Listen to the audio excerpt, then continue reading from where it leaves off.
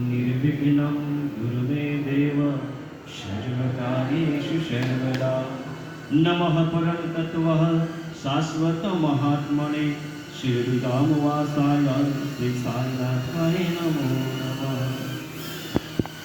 आप જે કહેવાય કે જ્યાં શરણાનંદજી હાજર નથી પણ એક અહેસાસ થયા કરે. હું 2 દિવસથી તમને વાત કહું કે જે રીતે કહેવાય કે કોઈ આપણી સાથે દરરોજ રહેતા હોય અને કદાચ થોડું ક્ષણ માટે પણ અલગ થાય તો કેવું લાગે. એટલે જ્યારે એક અનુભવ થયો 2-3 દિવસ ત્યારે કે ફોન નથી આવ્યો શરણાનંદજીનો, તો રાહ જોઉં કદાચ એને યાદ નથી આવતી મારી, કારણ કે સાથે રહ્યા છે. અને કહેવાય છે કે જે દિવસે ફોન કર્યો તે દિવસે વ્યસ્ત હતા અને બીજે દિવસે મનમાં થયા કરે આજે તો આવવો જ જોઈએ ફોન. અને ખરેખર જે યાદ કર્યો અને એમનો ફોન આવી ગયો કે કાલે મારાથી ફોન ન થયા હતો પણ આજે યાદ કર્યા છે. અને ખરેખર બધા સાથ એમનું જે કહેવાય છે વર્તન આપણને ખેંચી લાવે છે. અને જે સમયની વાત છે કે જ્યાં વિજય બાપુ વિરાજમાન છે, ખરેખર જે બાપજીએ કહ્યું કે કથા જે ઉલટું કરીએ તો થાક, જે જાણીએ કે આપણે સંસારમાં જાત જાતના થાકથી હેરાન થઈ ગયા, પરેશાન થઈ ગયા, પણ જ્યાં એવા મળી જાય ને, જ્યાં દ્વારકામાં આવી છે, જ્યાં કહેવાય કે માના ખોળામાં અને જ્યાં ભજન અને ભોજન બંને મળી રહ્યું હોય ને તો વિશેષ શું હોઈ શકે.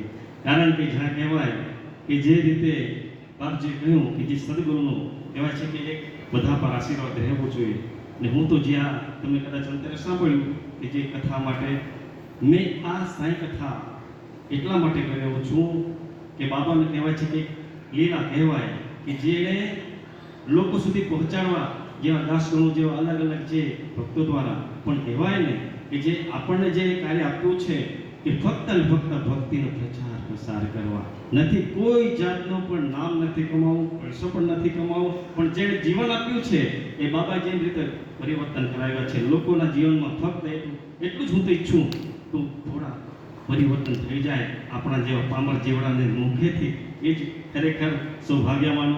અને જે કહેવાય છે કે કાલનું નાનકડું તમને ઉદાહરણ આપી દઉં કે જે સમયે અહીં સત્ય સાંઈ બાબાનું જે રથ આવ્યું, પાદુકા આવી હતી અને તે દિવસે પણ લોકો ઘણા બધા દર્શન માટે આવ્યા હતા. હવે અમે પણ આવ્યા, ટાઈમના અભાવને કારણે દર્શન કર્યા, દૂધી પણ લીધી, પણ સત્ય સાહેબનો ફોટો રહી ગયો. હવે વિચાર કરીએ નીકળી ગયા એ લેવો જોઈતો હતો, પણ કહેવાય ને કે જે સાંઈજીના માટે વિચાર કરીએ કે આ કરી રહી ગયું છે એ તમારું પગમાં કરી નાખે. કાલે જ વાત કહું, હું સ્કૂલમાં જાઉં છું, અત્યારે પણ ટાઈમ થયો છે પણ મેં કહ્યું 5 મિનિટ લઈશ. અને જે કાલે પણ એક ટાઈમ થયો, સીએનજી પર જવાનું થયું, મને થયું કે કદાચ મોડું થઈ જશે. અને જ્યારે ત્યાં પહોંચ્યો અમારા સ્કૂલ પર, ત્યાં જોયું તો સાંઈ બાબા સત્ય સાંઈબાબાનું રથ ત્યાં, અને ત્યાં બધીને ફોટો મળી ગયો. વિચાર કરો કે બાબાની લીલા કેવી છે, ભક્તો માટે ગમે ત્યાં પણ હાજર થઈ જાય. અને ખરેખર જે આપ સૌ દૂર દૂરથી આવ્યા છો અને કહેવાય છે કે જે તીર્થ, જે બાપજીએ કહ્યું કે જ્યાં તીર્થમાં તમે ન જઈ શકો તો અહીં પણ મળી શકે છે.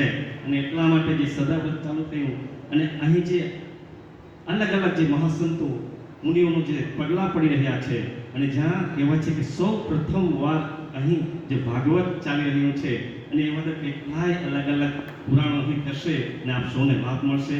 આપ મને સૌને સમય આપ્યો અને કદાચ મારે કંઈ ભૂલ થાય તો મને માફ કરજો બાપુજી. હું સાહેબ પુનઃ ખૂબ ખૂબ ધન્યવાદ. આવો ઉપર આવો.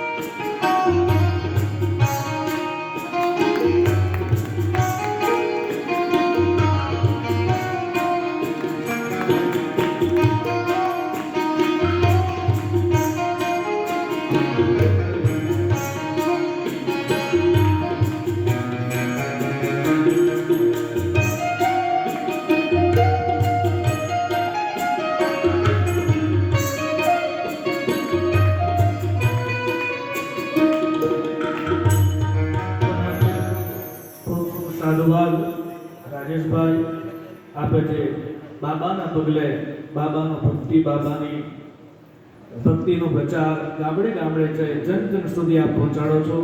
બાબાને પ્રાર્થના કરું કે આપના ઉપર બાબાને ખૂબ કૃપાઓ કરે અને આવું ને આવું કાર્ય આપના હસ્તે થતું રહે અને સમાજની સેવા થતી રહે એવી બાબાના ચરણોમાં પ્રાર્થના. અને આવો છેલ્લો જય જયકાર ભાવ અને શ્રદ્ધાથી